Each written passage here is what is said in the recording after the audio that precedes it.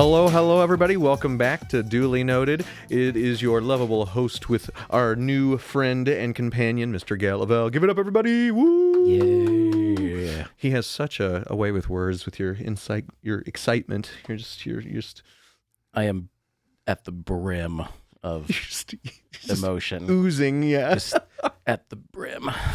But no, this was it was really fun last time getting to hang out and talk, and we started kind of diving down the nerdy rabbit hole a little bit, talking a little bit about some of our common interests and things that we really like. So we talked a little bit about Arcane, Pokemon, Yu-Gi-Oh, and then we ultimately ended up back around near Magic.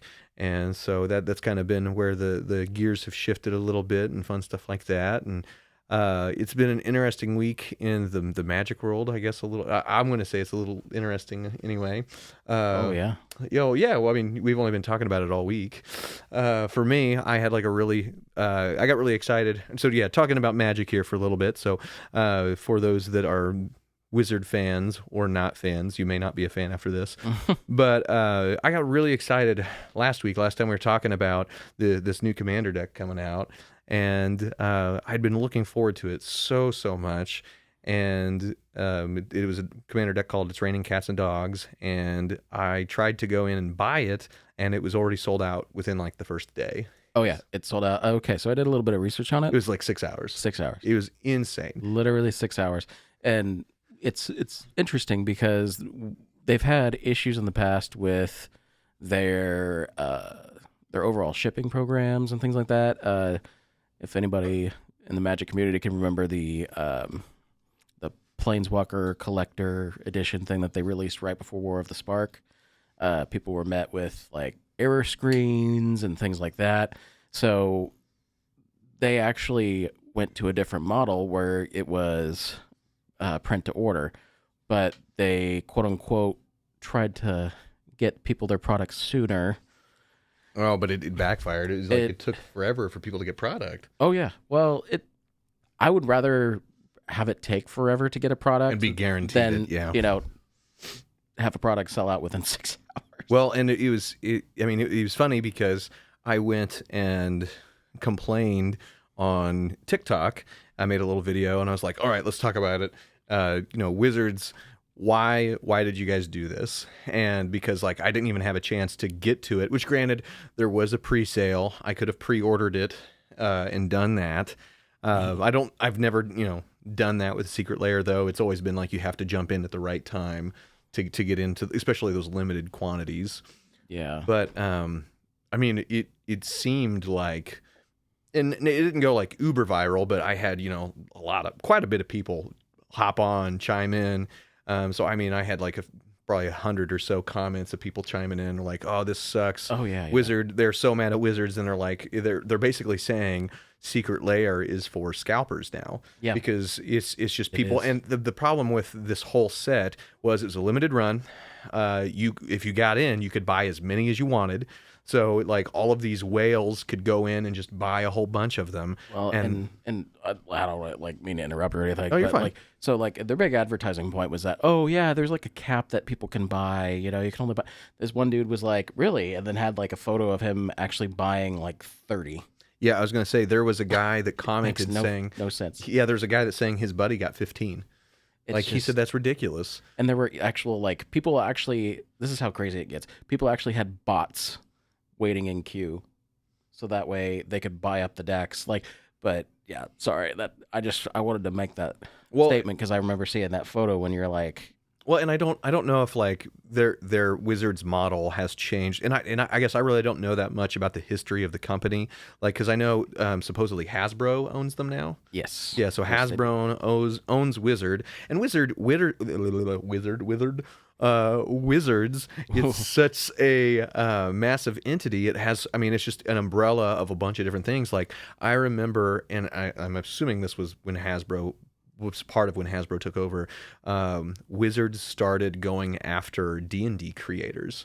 And they were like, you can't make money unless you give us a cut of it. Oh yeah, and so the stupidest thing, yeah. That whole thing was just, and the D&D community. Props to you guys, especially for fighting this, because like they it was the new rules that they were going to come out with, and they retracted it. They're like, oh yeah, well, it was just an idea that we had. And I'm like, really?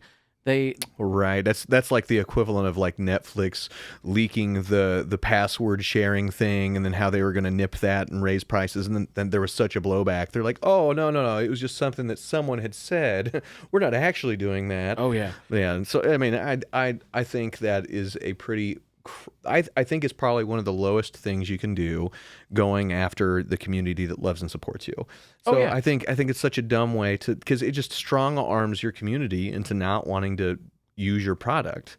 I mean, yeah. like for several different reasons, like the whole D&D thing, like the community that does their live streams, like Dimension 20. I mean, like they're those programs Like are Critical bringing Role and all that Critical stuff, Role, like all those places, they're bringing in a whole new fan base and a whole new wave of people into this community that they didn't have before. So to just go in and say, I don't want you to do your thing unless you're paying me, I think that's a little disingenuous myself. I mean, yeah, it's just especially like at a property that would encourage creativity. Yeah, It's like, yeah, It's like exactly. we want right? you to be creative, but like make sure that you let us know so that way we can charge you for it. Yeah, right. It's like, oh yeah, totally. But with what you're saying with like scalpers and stuff, with Oh man, I was so mad. So I'm still not happy about it. and what also frustrates me is, as a collector of Magic, I've been a long time collector. I've purchased some secret Lairs. A lot of them, they're getting harder and harder to read because Yeah. of all the new art stuff. But like going through, and this is me trying to calm Tom down a little bit. I'm like, it's okay, because like the deck itself, it wasn't. I mean, it was. I liked the deck, but I think that the value of the deck, rather than the actual like asking price, was kind of iffy. Well, and you're looking at it more from the perspective of value per card, and here's the thing though: the tokens and the reprints of like those cards, they're actually worth more than what the originals Right. were. So, so this was another conversation. So, I went and griped on TikTok there for a minute, and a guy hit me up and he said, "Hey, I got 2 of these. I'd be willing to sell you one of them." And he said, I'd be at X price, and I'd be willing to come. Like I'll always be, X amount below what they're selling for. So he told me that, and then they dipped in price finally. And so I went and asked him, and I was just like, "So are you still going to do this?" And he says, "No, because you can part these out with just these cards, and they're actually worth more than what he was going to sell it for." But I was like, "But if you're going to sell it for this price, and I could go buy it at a shop for that price, why wouldn't I just buy it from a shop?" Like, Yeah. yeah. So Well, the Anointed Procession was the big. It's the big one, yeah. The big one, and I know it may be hard to believe, but I actually bought mine when it was like $10. lucky dog. Well, anything that's like a doubler for tokens and stuff like that. So Parallel Lives, Doubling season. The new which they're all $40 to $50 cards. So I mean, if you can get them cheaper than that, good for you. reprints. Yeah. Reprints. Well, and I mean, and for someone that like is a big fan of like tokens and stuff like that, I would love to have a few of each of those cards, in my opinion. But anyway, yeah, I was super frustrated that I went on TikTok and I went and ranted, and the community seemed pretty supportive of me of me griping. They're like, "Yeah, Wizards have been doing this. They don't really care about the community anymore," which is hard to hear because I love Magic so much, and I mean I've never really got into D&D, but I want to really bad just because it's just such a cool concept. And I have Magic the Gathering D&D books. We should get a campaign to go on. see, Garrett doesn't even know I bought everything that Even I would better. ever. Yeah, like I'll have you go whenever we go and play Magic later. I'll have you like literally check the thing. I bought everything to run campaigns here. Oh, Yeah, so like good. literally everything. So, but I don't, and I want to be able to where I can DM, because I've really got into watching Critical Role and Dimension 20, and a lot of those guys tell stories, like Matt Mercer, and just like he's Oh, such, yeah. he's such a good storyteller. And what's the other guy, Brennan Mulligan or whatever his name is. Yeah, the one guy. He's so funny. Oh, So like they really inspire me to be like, oh man, I would love to be a great storyteller and create these, worlds and stories with my pals, so I have all that stuff, but we never really have done anything with it. So just make sure that WOTC doesn't change the rules so you don't have to pay for it. oh yeah, that's true. But anyway, so going back to the TikTok post, everyone was kind of saying, yeah, Wizards, they haven't been really Like, for the community join for the a club while. kinda Yeah. deal, yeah. So everyone's hopping online, and then I did have a couple people, and they're just like, so like, what stopped you from getting these decks? And I was like, well, I didn't look at the thing until like 8 p.m. at night because I have a job and children and things. Yeah. How dare you be and a he's- functional human being? Well, and- but then he came back and he's like, well, I've got a job and I was able to get one. And I just said, good for you, dude. Good like, job. I said, I wish it were that easy for me. I mean, because really, I will say I'm happy for him that he got one, but like, it's not realistic that everyone, because obviously I didn't get one and I wanted one. Yeah. How dare you want a product? Like that is so awful. Oh, and like weird flex, but okay. But like, yeah, right. For 6 hours for a product is still ridiculous. That's stupid. Like, It's like you never stood a chance. compared to and here's some of the research that I did with it as well, is that there was supposed to be an email saying when the sale was going live, and a lot of folks didn't get it. Either they got it like kind of late, or they got it Oh man! or they didn't get it at all. I heard people that finally did get in line to buy them. They said they had really long queues. So 'Cause there of all was the bots. Yeah, because they said there was like they were in the queue for like 2 or 3 hours. Yep. And even there was a couple of them that weren't guaranteed them, which they were really mad after that. So I don't know. I think it's just. And I said this in the video. I said I understand that like scarcity of an item breeds demand, but like if you're not going to have enough to meet the basic needs of the community, Especially when people are buying out like 30. well, well, I think what they need to do, instead of doing that, they need to do a limit, or they need to do a reserve. So like whenever I buy a concert ticket, right?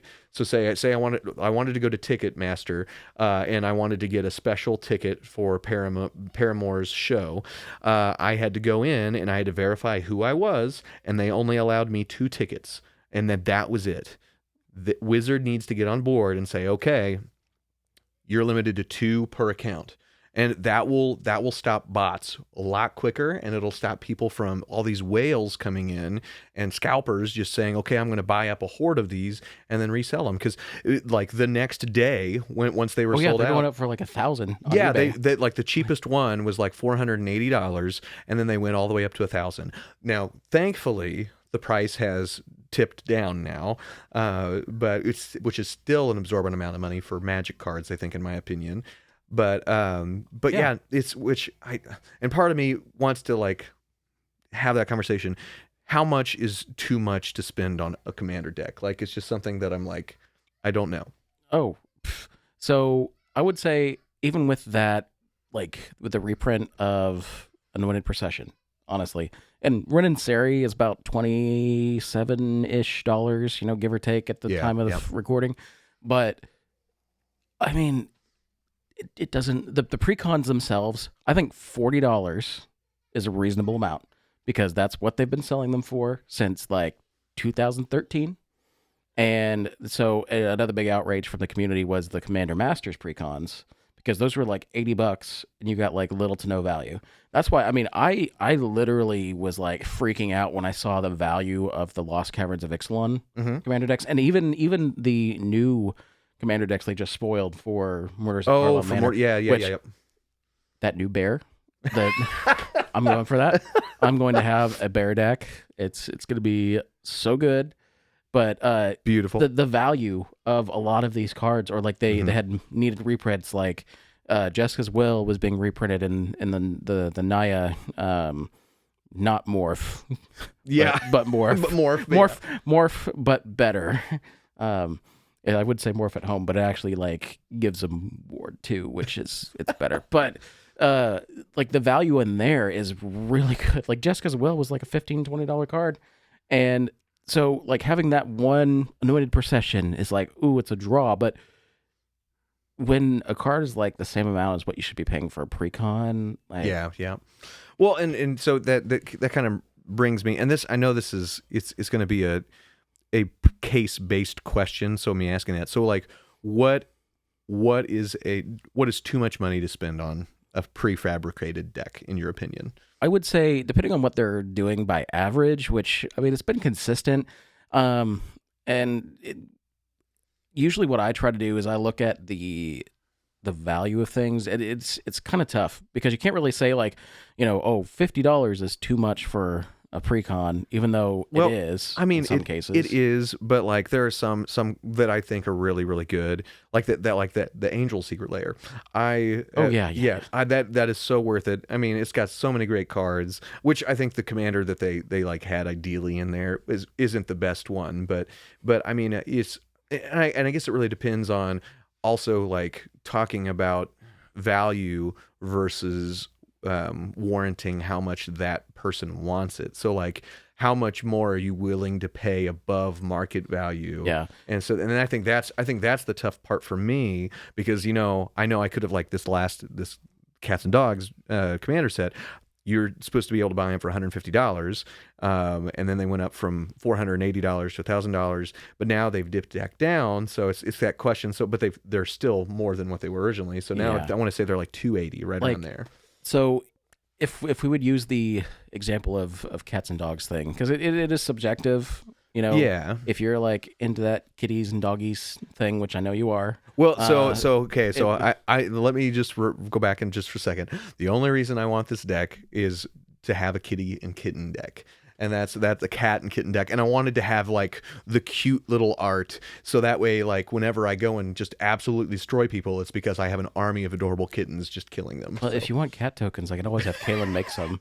Well, and my wife makes really cute tokens. Well, and shout out to her. Kaylin's awesome. So, which I imagine will be playing Magic with us later here shortly. Yeah. But that brings me to another point or another thing. I did something that I had always told myself I would never do, and I finally did it. I ordered my first set of proxies. Go for it. Yeah, I did it. I because I couldn't get. Well, I'm still on the fence of like how much am I willing to spend? Like, am I willing to spend $280 on this deck? Probably not, realistically. No. But like when you can get a bunch of proxy cards for $20. Yeah. Why the heck not? Well, so if it were me personally, like I would probably pay between 45 to 50 max on a pre-constructed deck. Those decks are mainly designed for you to just open them up and be able to play. The issue that I had with that precon deck, or not the precon deck, but the Cats and Dogs deck, if you look at the mana base, other than the Triome reprint, it's not that good. The mana base itself is not that good. They don't have any shocklands in there. They don't have a lot of like, they don't have even like a single fetch land. Like honestly, with how much they were charging, they were just probably banking on the reprint of Anointed Procession. But like you throw in, like a Wooded Foothills or something that you can like a fetch land that you can go get. Like it just wasn't, in my personal opinion. And again, it's subjective. If you want to buy the stuff, go for it. Like I bought the Princess Bride Secret Lair, which like if any of you watch Tolarian Community College, which I love the professor. I mean, just amazing guy. I started watching the podcast on TikTok. He's like, the professor is like the MTG dad that I've always wanted. And, but he kind of goes into how like it's okay to like buy the secret lairs, even if they're not of value, if you want them. Like, and I wanted the Princess Bride Secret Lair, Well, and it was not worth what they were charging for it. Well, and I think that's where you're, are you willing to pay X amount above market price if you want something that bad? So like the thing, so you're like, what am I comfortable with paying, or or how bad do I want it? Am I willing to pay that exorbitant amount of money because I want this series so bad? Yeah. It's like if you want the deck, but if you think it's going to inhibit your ability to, function in the world, like, oh, I need dog food, I need baby food, diapers, whatever. Like, if it's going to mess with that, then probably it's not worth it. For me, I don't think I'm willing to pay. I'm willing to pay a little bit above what it was originally. Well, yeah. But when it hits double what it was originally, I'm just like, that's $300 for a deck is ridiculous. That's too much. You like, honestly, you could probably just buy the full art cards. Oh, and probably have less, because honestly, the alternate art cards, they're sweet. I like them. Yeah. But you could probably get those for less than the actual asking price of the original deck. And so, just gotta wait for the prices to settle down a little bit. Well, yeah, if the prices go down, because as someone was telling me, or in the comments on Twitter or TikTok, they were saying that Secret Lair is exclusively for resellers now. Yeah, like they changed it. Yeah, the way that they changed it, and they're moving forward, everything's going to be limited release, which I think is a terrible decision unless you can monitor it and you can kind of gatekeep people like through the door, like to not get so many. Like, say that you're allotted a maximum of, say you want to have a reseller, okay, say a max of 5. Like 2 to 5 would be the max that I would want someone to be able to buy, because even that seems like an absorbent amount in my opinion, but it would at least stop the bots from buying them. Like verifying your account, like an actual person, Yeah. And they should definitely implement that. When people when people are like trying to buy 30 of them, even when they're like, oh yeah, well, you only get a cap of 5, it's obviously not true if somebody's going in buying for like 15 to 30. So the artificial scarcity being like run on fear of missing out, or FOMO, which I was aware of the abbreviation now. I had to look it up. Oh, really? Because I'm an internet boomer. It's like, I remember when they first plugged it in. but oh man, due to the fear of missing out, like they're creating artificial and unnecessary scarcity, and so by doing that, they're banking on people to buy it. But what they don't understand is that it's not the people that really it's not the people that should be buying it. You know what I mean? Like, it's mainly people getting it for like collecting purposes, so that way it's not like around in the community, Yeah.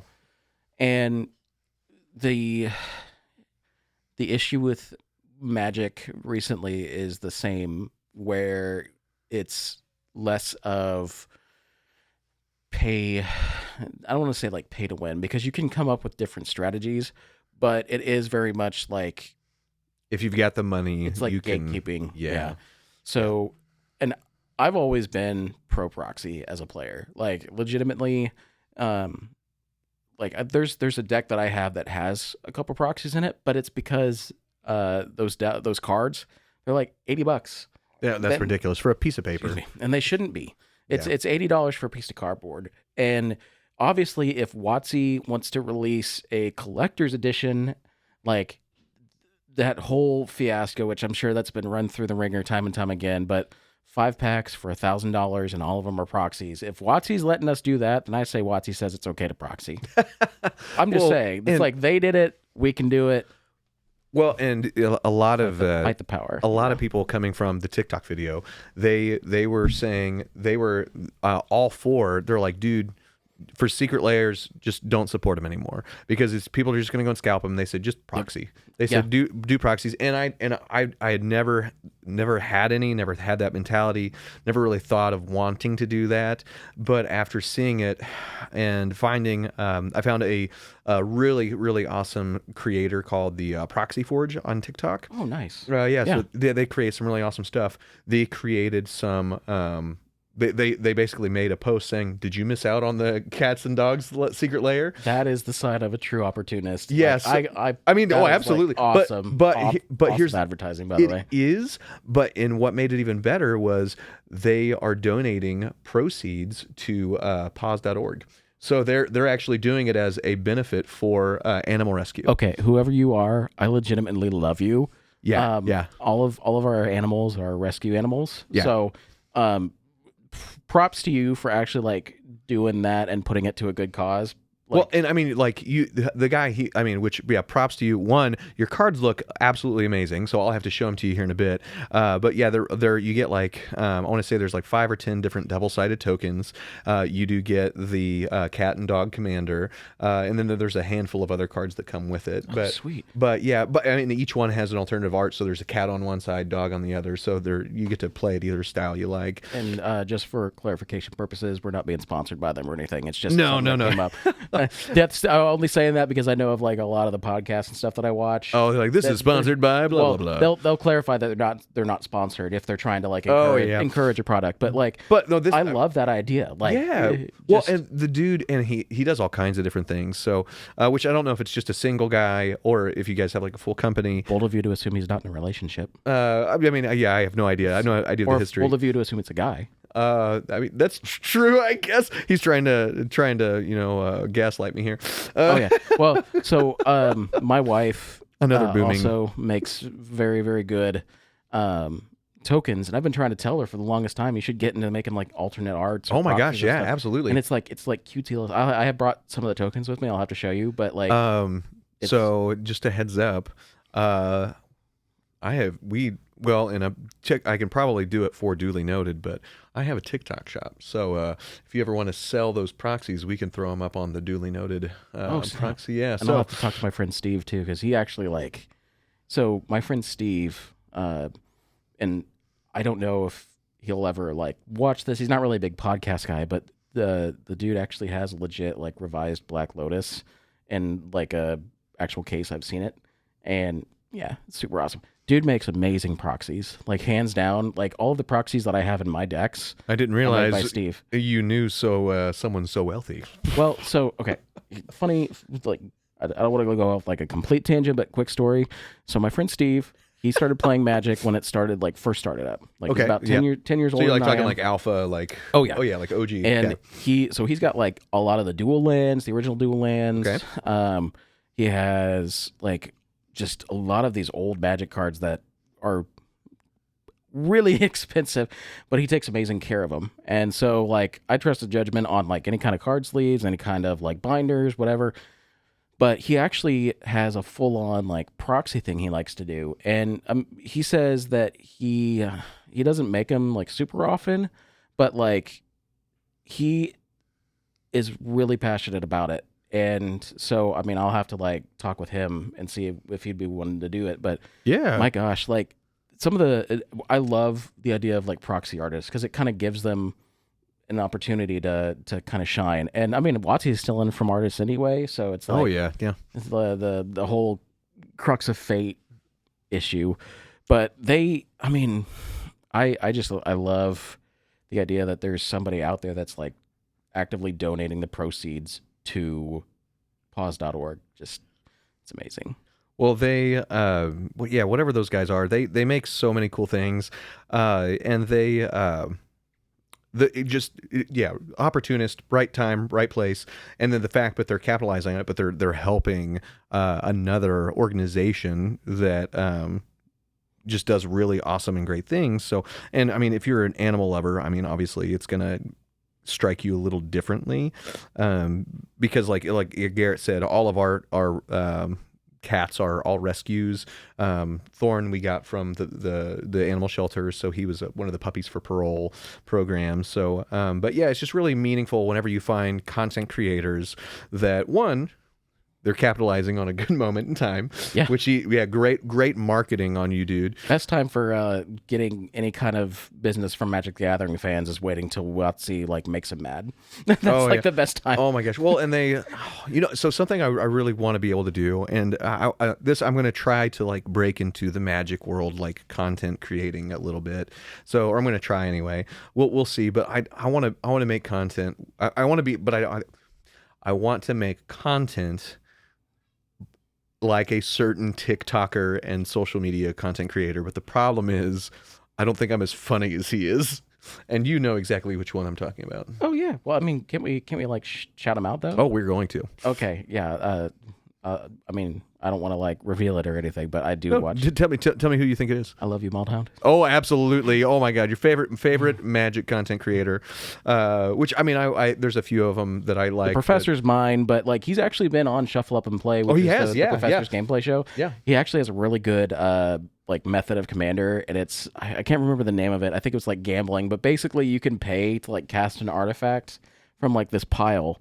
And you either get to like it's either a really good one or a really bad one, and okay, I'll have to share the link with you. But oh my gosh, I mean I've seen a couple of the plays with the Commander roast though. Yeah. That's like my favorite thing that he does. Well, he just goes off like on a tangent, and the way that his brain processes and works, it is truly amazing.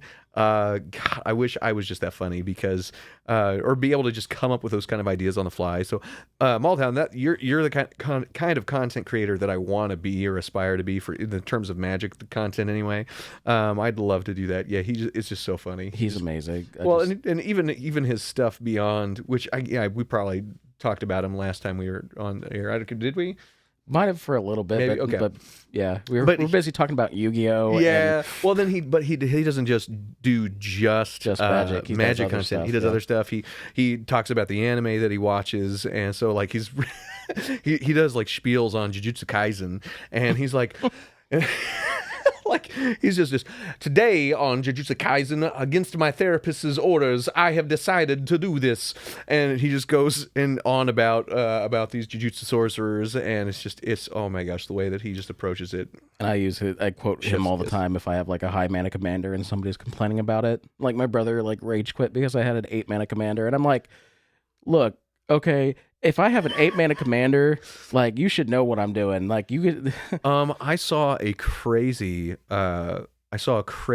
commander earlier, and I don't remember what it was. I mean, it was a golem, but I want to say it was like 10 mana to cost or something like that, and he was an 8/8. But whenever he enters. And I could be getting some of the stats wrong on this, so his mana cost and his power and toughness may not be right when I say this, but his ability was what was the cool part. Mm-hmm. When he enters the battlefield, you choose a creature type. He is that creature type. That would be. And he gets all static abilities of whenever a static ability is triggered, he gets all their static abilities too. Oh, it's Roaming Throne from. Yes, that sounds right. Yeah, it's not a commander, but it's a good card that you put in tribal decks. Nope. He's not legendary? Nope. Really? I almost could have swore. You might be thinking of what is his name? The Changeling commander that is a 7 mana, and you drop him down. Creatures of the chosen type get +1/+1, and then get they're reduced like by Wooburg, their costs. Gosh darn it! I have to watch what I say because I definitely didn't want to say "gosh darn it" right there.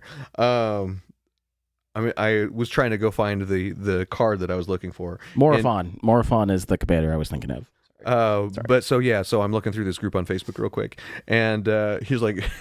It's just, what do you see? Pot of Greed. Pot of Greed. What does that card do again? I was like, I can't remember. What does it do? I think it makes you.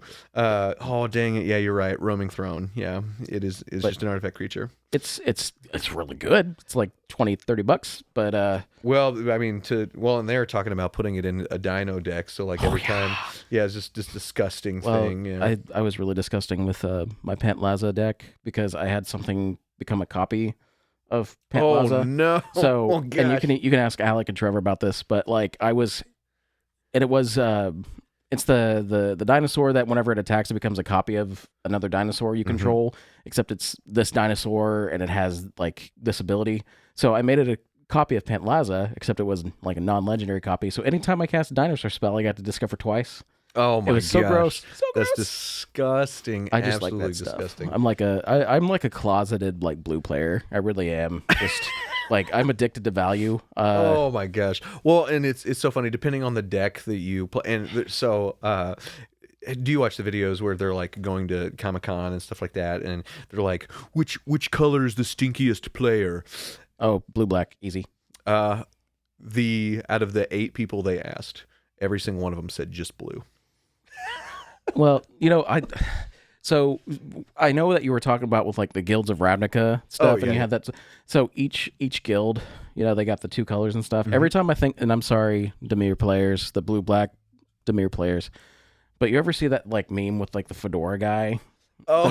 Every time I think of a Dimir player, that's who I think of. Did you ever? Oh, one of my favorite things was someone went to a Magic Con and they literally took selfies with all the butt cracks they could. Yes, Do you know what I'm talking about? Fun fact. So for the longest time, That person's my hero. That was the #1 post on Reddit. It was for like the longest time. It's beautiful. It really is. And so Tom and I, we are members of the Phi Mu Alpha Symphonia fraternity, and there's actually a Facebook group of Symphonians that play Magic, and I posted that, and one guy got like super upset. I'm like, okay, fair, but at the same time, I'm like, There's so much truth behind it. It's so true. Like anybody that knows like what it's like going to a Magic convention. Oh my gosh! I went to my first Friday Night Magic. Oh, awesome! Well, and I mean, I didn't really participate, but I went to one. Was it EXP? It was, yeah. And so I saw the bunch of people playing, and not to say that it was a similar situation, but there's definitely a couple photographs I could have taken there. So yeah, but what I like too. So the F&M thing, which by the way, if you live in St. Joseph and you get a chance, go to EXP Gaming Lounge. I really like those guys there. They are so chill, absolutely so chill. Dade, you're my favorite. I don't know if you'll be listening to this, but I love talking with you. Dade's always helped me like super well. Well, like, and I don't know any of them by first luscious name. locks. Oh, is that the guy that's got the ponytail?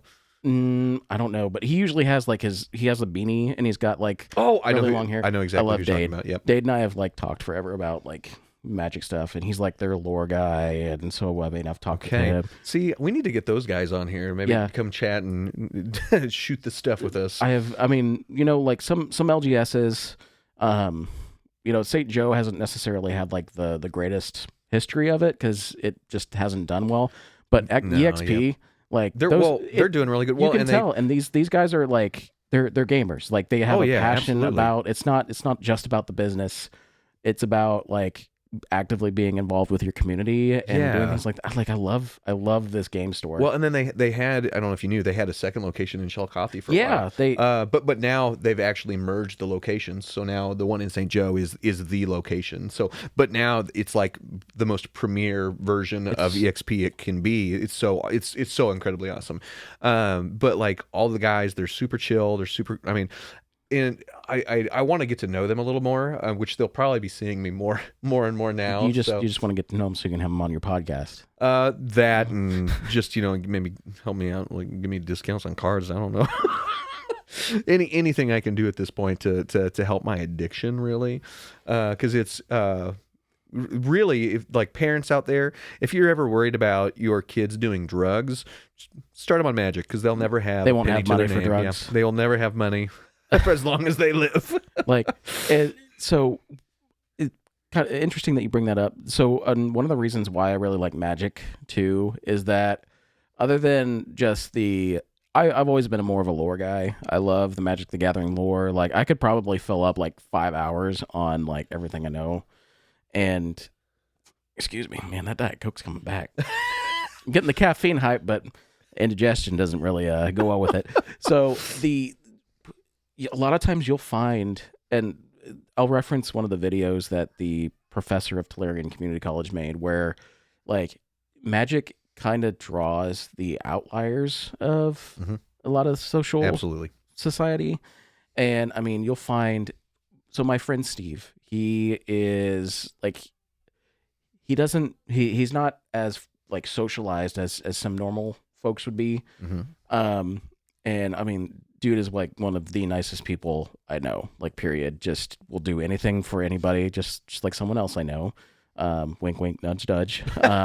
But so he, without disclosing too much, there's certain disorders that he has that he noticed that some folks who we were playing Magic with had, and it made him feel comforted.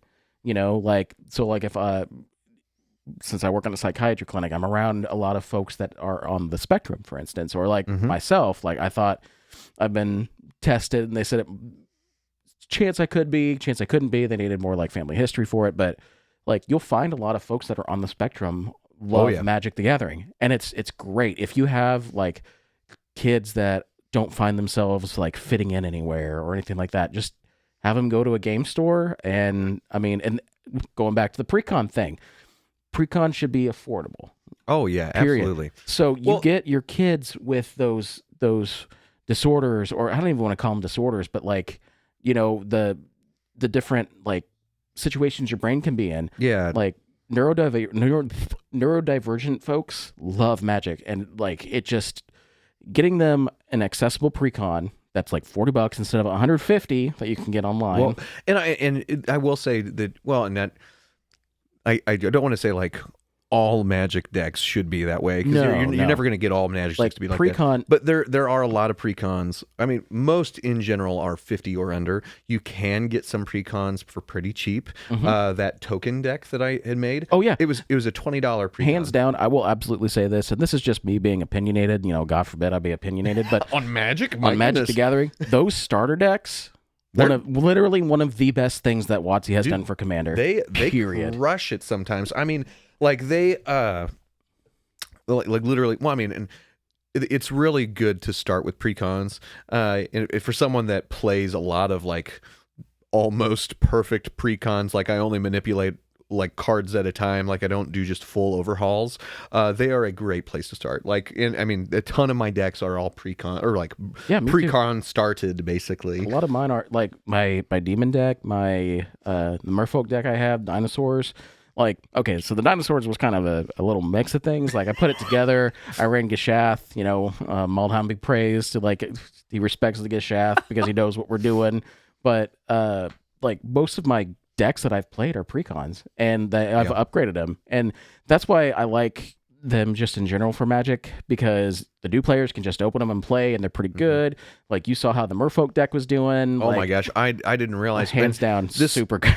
And so for the listeners watching, or anyone that's listening or watching, I guess I should say, we for Christmas we decided we were going to buy all of the Caves of Ixalan commanders, and awesome commander decks, by the way. Yeah, awesome. If you're looking for a precon, get one of those or one of the starter decks. Like, if you're a first time Magic player, seriously, they're so good. Awesome. Well, and the thing was, you know, William said, he says, okay, because my son, who is going to be 13 or 14 this.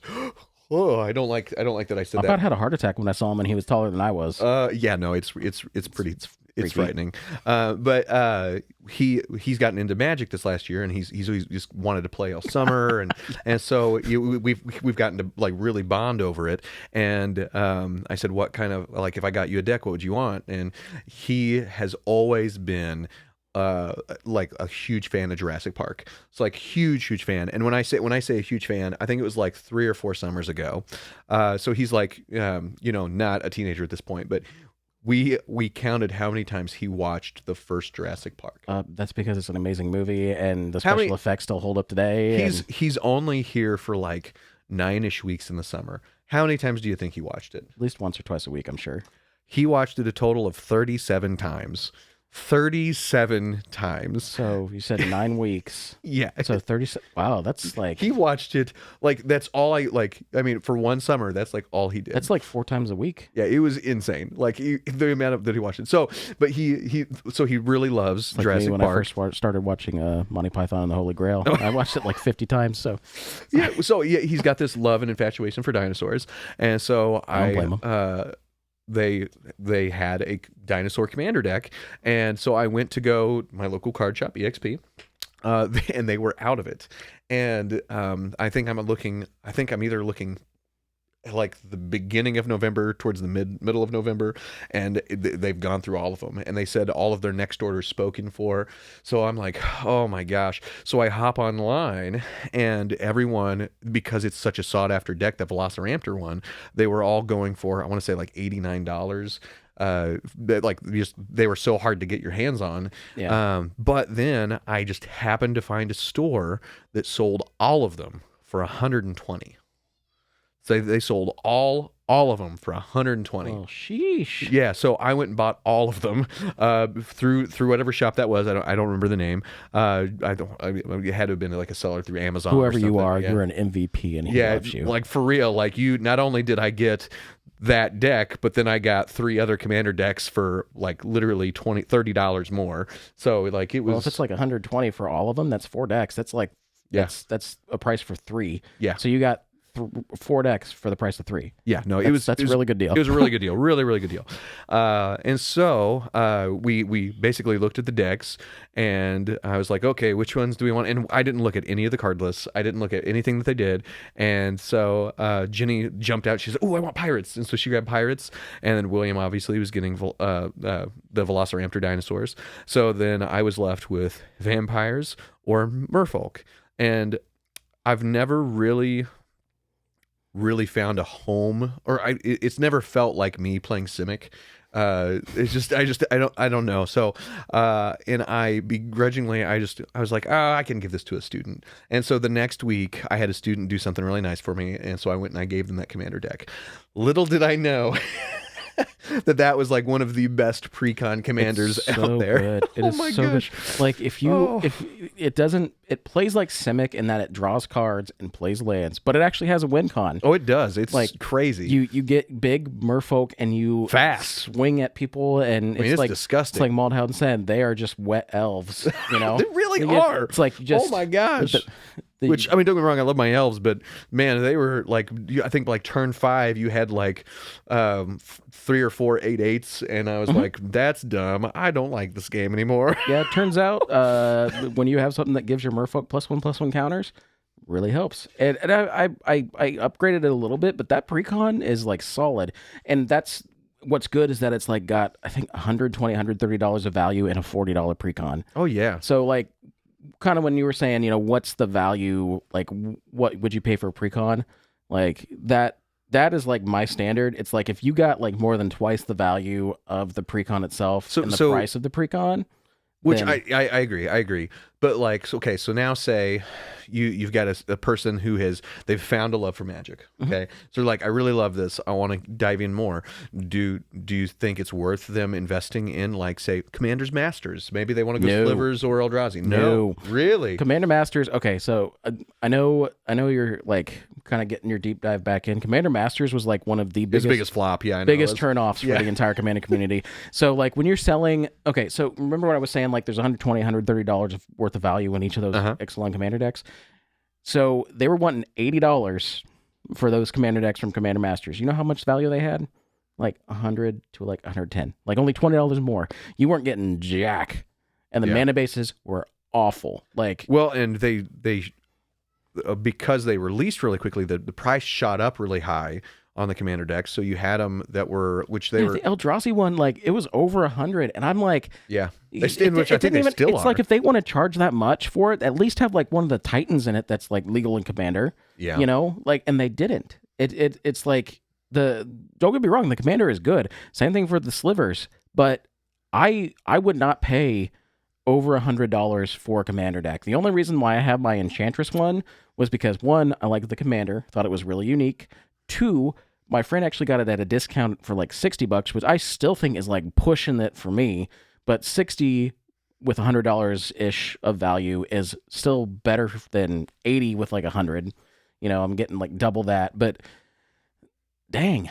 I mean, I think I mean, pretty much every Commander deck that I bought, other than with the exception of Angels, has been a $50 or cheaper precon. And granted, I haven't done it to a lot of them because some of them, like, they just run so smoothly, like the black green elf. The Laughless. Yes. That one, it works That so one's solid. good. Those were actually like some of the best commander decks I think they've released in a while because they work for both established and new players. Yeah. Because sorry, I said Lathlis. Lathlis is the Dragon Lathril, Queen. yeah. Lathlis is a dragon. So Lathril is yeah. but like so you got good value from those. You got a really well functioning deck. So like, I mean, it works well. That one, I don't think I have changed a single card on it. Yeah, and it still works great. And I mean, I play Magic a little differently than some folks. Like so instead of like Lathril, I use the Abomination of Llanowar. Still a really good commander. But yeah, like you could play those out of the box, and they were $20. Yeah, $20. They're solid. And the blue white one that they had that come out with, I know a lot of folks don't really. Spirit one. Kind of. It's focused mainly on like exiling or like casting things from exile. I think I have that one. Raynar is underrated in like blinking because I know blink is a huge popular strategy in blue white. Mm-hmm. Raynar is so good because you get a spirit every time that something like is exiled or like is cast from exile. So you just blink things and build up an army. So good. Disgusting. Absolutely disgusting. But it's really cool to see a lot of people like come together and really enjoy Magic as a whole. I think, you going back to EXP the other night and just seeing the tables basically filled was like really cool. I mean, they weren't completely full, but there were a lot more people. Oh yeah, there's a ton of people there. Like the Magic community in St. Joe is a lot bigger than I thought it was. It really is, and that's when school's not in session too. Like so kids can go and play, and that's another great point. And I've got a handful of kids that like love Magic. Like for like youth students, for me, we took them on like camp and our retreat, and we just took Magic cards, and dude, the kids had a blast. It was like one of their like they just loved it. So I mean, there's a huge want and need for it. So but then that takes it back to like you have a community that's wanting these things, and then you have like Hasbro and Wizards and the corporation that's corporate overlord. Yeah, and it's like instead of reviving another like dead Hasbro property, like you focus on the one that's making you money. Right. Like Wizards of the Coast has been a pillar of Hasbro's intakes. Like, I mean, most of their profits have come from WOTC. And I know that we, and as well as other folks in the community, are like angry with WOTC, but I wonder how much of it is actually like Hasbro kind of bringing. Well, and that's part of me. Like the whole D&D thing was that. I mean, do we really think that was Wizards, or do you think that? I mean, do we think it's corporate overlord Hasbro trying to squeeze money out of everything? Yeah, it doesn't sound like something that a company that was made by people who like the same stuff that we do. It just doesn't seem like something that company would do. I mean, well, and see, I don't really know too much about, and that's what I was saying earlier. Like, I don't know like the real structure of like the umbrella and what, because I'm sure it has other companies and subsidiaries and things like that. They're like underneath the umbrella. So, and I don't know how much like Hasbro bleeds in to Wizards of the Coast. So, but I would think after having 30, 40, almost 40 years of Magic the Gathering. Yeah, right. Yeah, it's been a minute. Yeah, to think they've had this ongoing community for so long that and it's really grown. And I mean, in talking about pop culture, someone that I absolutely adore and love. Now I wouldn't have cared for him too much previously, but is a huge advocate for Magic. Post Malone. Yeah. He's like, huge. I love Posty. Yeah, I love Post Malone. Which I never in a million years. I only started listening to his music after he like showed up on game nights. I had an ex that loved him, and I'm like, I can't listen to it. And then all of a sudden, like he shows up on game nights. I'm like, hey, that's awesome. The first Spider-Man movie that he did, where they had the sunflower. That's a good song. Well, that's what really got me into it, and so then into Post Malone, and then I started going back down through the rabbit hole and listening to some of his music, and then I had no idea he was even a Magic player at that point. Oh yeah. Yeah. So and then like I just saw videos of him like playing Magic on tour and stuff like that, and now he'll go on to other channels and play with them now. Yeah. He has like a huge bromance going on with the professor. Oh yeah, absolutely. college. Yeah, I love it. They are so cute. Dude, Like, it's so adorable. cool. Well, and like, gosh, what's the one guy that pulled the ring? I mean, he obviously bought the ring from. Yeah, Posty has Yeah. the one of one ring. Yeah, Posty has the one-on-one ring. So, but yeah, to buy it off of just a regular guy, and I will say that is a true story, like of like the little guy getting a victory, in my opinion. Yeah. It could be like to see just an average Joe pull this card and then like come into $2 million. That I think that's like that's the dream right there. And I think what was good is that the Magic community, like, I'm not really a fan of the one of one ring just because I feel like it caused an unnecessary frenzy when Lord of the Rings came out. Oh yeah, yeah. But the fact that the one of one ring is actually like has been purchased and is now owned by an actual like Magic player, give or take, with access to the funds necessary to purchase it, but it does me well. It's going to be like it's owned by someone who has an appreciation for the game and not like like that farmer bro guy that was like trying to get invested in Magic and like buy up all these old cards. Like Posty loves the game. He's an advocate for it. Like he's like, it's funny how he like kind of became the new face of Magic after a while because of him showing up on stuff. But like the fact that he owns that now is amazing. It's in the hands of someone who cares about the game. It's not like Joe Schmo that paid like $2 million from it, who's some collector. Well, and he loves Magic. He loves Lord of the Rings. He loves all the nerdy stuff. I mean, granted, he is a super successful mega pop star, which kudos to like someone in the nerd world making it big, and like but continuing to be their authentic self and say, dude, I'm going to bring my fan base into this community with me. And actually, and like on a personal note for me too, because I find it ironic. So I said I had an ex that loved Post Malone. Like she got like, I think he like lit up a smoking device and then threw it into the crowd when he was done with it, and she actually picked it up and had it. Okay. She was like just kind of verbally abusive and psychologically like just not. It was a toxic relationship as a whole. And she loved Post Malone, hated Magic. Oh man! And then now I'm like sitting here going like, well, I'm watching Posty on game nights. I'm watching Posty buy the like, well, I get Post Malone now, sucker. I'm like, yeah, Post Malone's mine now, honey. You can't take him from me. You can't take my Posty. That's so good. But I think I think he brings a fresh air to the Magic world. I mean, mostly to see someone with that kind of social standing talk about something so passionately and to like just dive in, and you can tell like whenever he's playing like with the professor, he's obviously like nerding out and he goes, I'm gonna play blah blah blah. When they're swapping clothes around too, and the professor's wearing this. Another like quick shout out to I don't know if you're big into like DC or anything like that. I'm not as much into DC. Or like the D&D scene. Like, so Joe Manganiello, he was Deathstroke, and he was actually on game nights. He is a huge D&D fan. He's actually designed like some expansions, and he has like a D&D like outfitters, but he also plays Magic. So like you're seeing all these people in these like either like music scene or the movie scene. I was gonna say, what's the she was the voice for Ellie in The Last of Us. She'll do D&D campaigns. But she's an actor too. Like she also portrayed Ellie's mom in the HBO The Last of Us. That's cool. Yeah. So she was the original Ellie in the video game, and then she portrayed the mother of Ellie that gave birth to her in the actual. That's so cool. Yeah. So but she does. I can't remember if it's Dimension 20 or if it's Critical Role, but she's on one of those shows. And so it's just really cool. Like she's this big movie star, like game developer. Or the Cobra Kai guys. Yeah, like, it's so nuts. Blue Beetle. Yeah. Sholo. He plays Magic. He was really? Yep. Sholo plays Magic.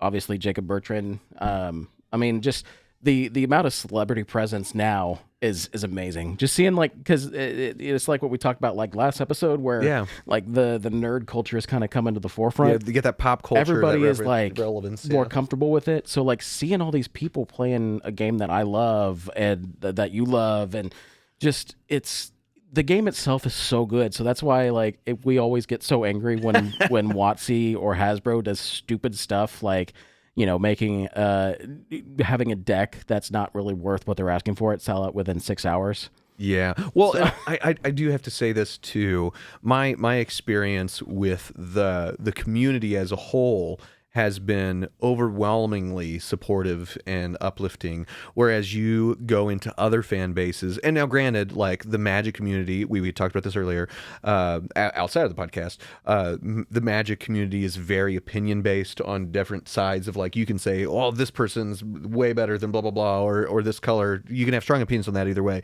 but overall I feel like the people that play, they care about the other players. Like they're not like incredibly toxic, like where you have a lot of other toxic fan bases, and it makes it, you had said, talking about, we were talking about toxic communities, and I had made a comment about League being really toxic, which you've told me, or someone else has told me, that it's less toxic now. But well, I mean, it's less toxic now for me because I turn off all chat.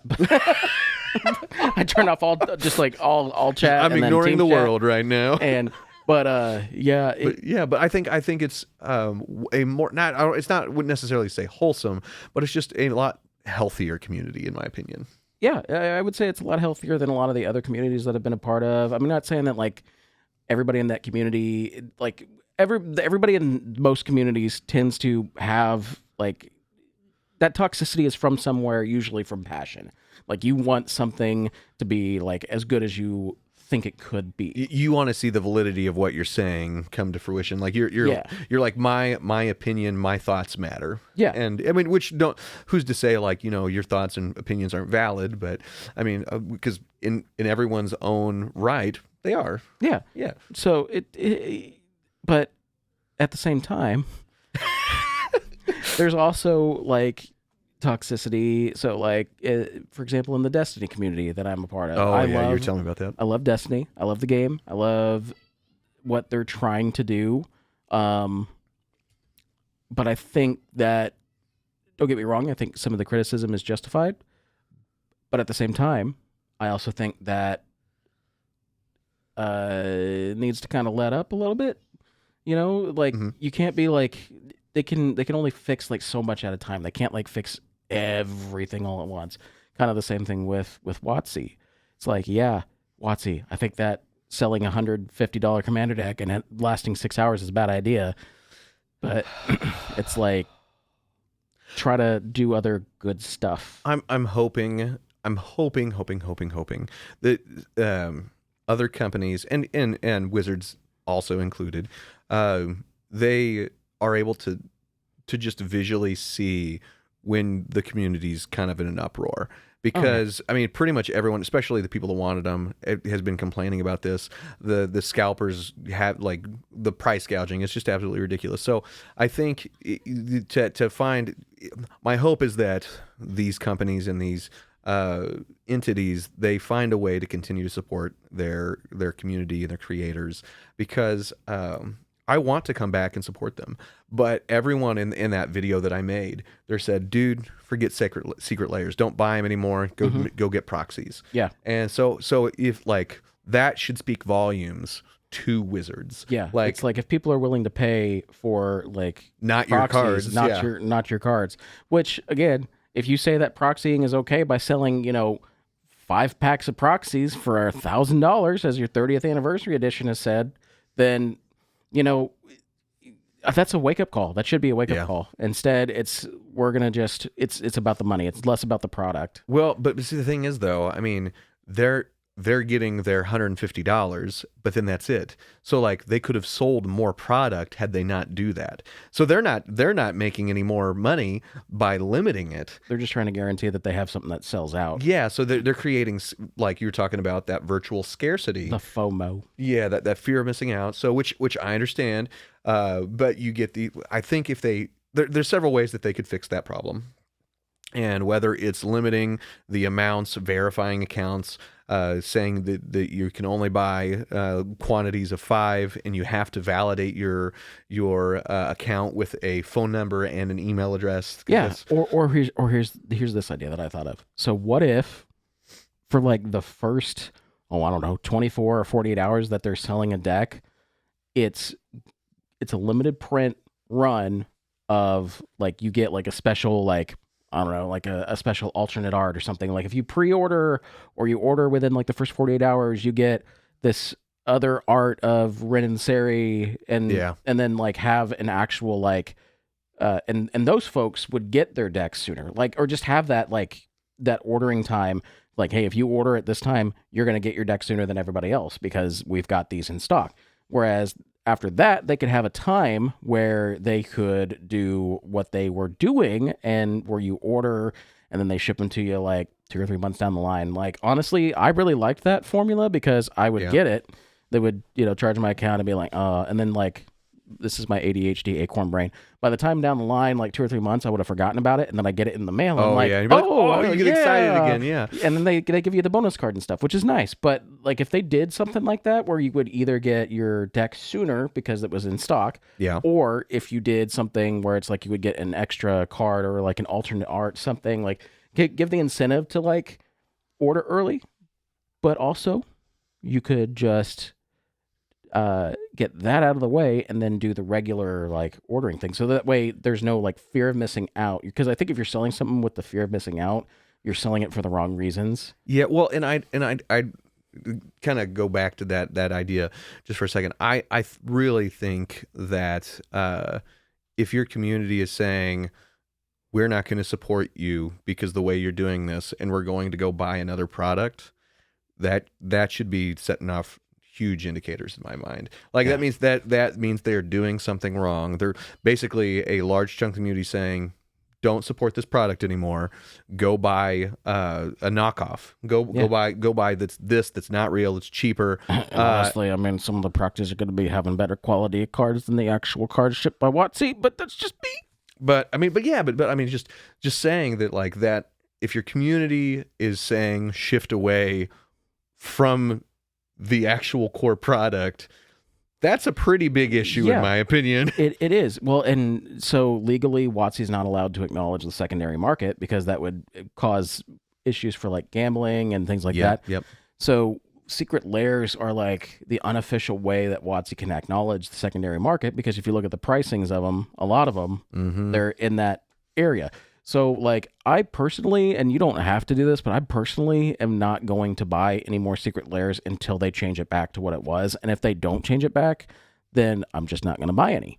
That's just, what sucks too is that, like, I really liked some of the secret lairs. Like I said, I bought the Princess Bride secret lair. I brought the Creepshow secret lair that had the Grimgrin thing going on. Well, they did an Army of Darkness run, or like the Evil Dead, like Ash vs. the Evil Dead one, like, was good. Which I mean, like, I probably wouldn't have played it or anything, but like for those of you that love me, or for those of you that know me, for those that love you, for those of you that love me, no, my all-time favorite movie is Army of Darkness. Bruce Campbell's Army of Darkness. Really, that is my all-time favorite movie. It's like, give me some sugar, baby. Like, it's so corny, so cheesy. I absolutely love it. So I really thought about buying that secret lair set. Granted, I didn't, but I think if you just watch your community. I mean, like, that's really what you need to do. Just listen to the people that buy your product, and if you don't, you're missing out on way bigger opportunities there. Because I mean, you're going to start, which they keep expanding the universe more and more, which is great, getting new people into it. I know, that is another way to get more people in, but you're going to lose your first core base, and then because looking at their lineup for this year too, it's it looks like they have more Universes Beyond than they do actual Magic IP. They do. I'm pretty sure, yeah. And while Universes Beyond is kind of a touchy subject for me because I support it. I think it's cool because I think it's cool. It introduces people into the game that wouldn't have played it normally. So, and I like Jenny, my wife, perfect example of that. She probably would not have. I mean, she kind of started diving into it, but the second she just saw that they were doing Doctor Who decks, she started playing more regularly because she was like, "Oh, I want to get one of these." Even though nothing against Jenny, but I think that the timey-wimey deck is so like, hard. It's so like you have to be like, it is not beginner friendly. Like, that's my one critique with the Doctor Who decks, is that I don't think that they're necessarily beginner friendly. Fun decks. Like, I was like doing all the things, and it was fun. Well, I mean, even me watching you, I was like getting a little just. Yeah, that's a lot. It hurt, but my brain no worky no more. But yeah, like the Universes Beyond, I like the idea of it, but it shouldn't prioritize over your own IP, because that's what I'm drawn to for Magic, is the story. Yeah, which I agree. Like, you got to keep the story going, or then you're just going to say that the story doesn't exist anymore, and then you're going to do just these different universes all together. So, but I think, which who knows, maybe they'll do that one day, and they'll discontinue the story for a little time, and then they'll realize, oh, we got to be retro and go back to the story, or I don't know what they'll do. They keep like going. It's like they kind of lead us along a little bit. Like they're doing like really good stories, and then having like the worst endings to them. Cliffhangers. Like March of the Machine. Oh, yeah. Not a fan of the ending. It just doesn't suit like the Phyrexians. I mean, but that's been a horse that's been beaten, dead horse that's been beaten forever. Like we're past that. War of the Spark. That's like a fully decomposed horse that people are still hitting with sticks. But yeah, you got to have like the stories themselves amazing, but you got to have a good ending to it. Oh yeah, because otherwise absolutely. it doesn't really wrap things up. Well, okay. Well, let's go ahead and wrap it up for today. Speaking of wrapping up. But I thought this was a great episode. I mean, it really tied into a lot of things that are current in the world right now, a lot of frustrations, talking about, I mean, especially it's relevant right now for me anyway, because and I'm still debating on like how it's that question. How much am I willing to spend past market value? How much do I want this? And so now it's really that thing where it puts the ball in my court. Do I want this that bad? Do you want to support a company right now that is making? No, I don't. Saying that this product is not for you. This product is literally not for you. Yeah. But that's another conversation for another day, or we'll to continue it anyway. But this was a great episode. We've actually had a lot of traction on our social medias lately, and we have been gaining a lot of new listeners and engagers. So I've been looking at some of our analytics and things like that, and so I think diving into the Magic world and having kind of this sub thread of that will just kind of expand the community even more. So this is a really cool thing. I really like that we're kind of just diving in this rabbit hole. We'll probably have to bring in some more guests to talk about the nerdy Magic world and dive down the world a little bit more. But yeah, so let us know what you guys think. For those of you that are playing Magic, what do you think about this whole debacle? We'd love to hear your guys' thoughts and opinions. Were you able to get one of these sets? Are you super against secret Lairs now? We'd love to hear from you guys in the comments. So wherever you are, have a wonderful time, and we will catch you guys next week. Bye-bye. See you.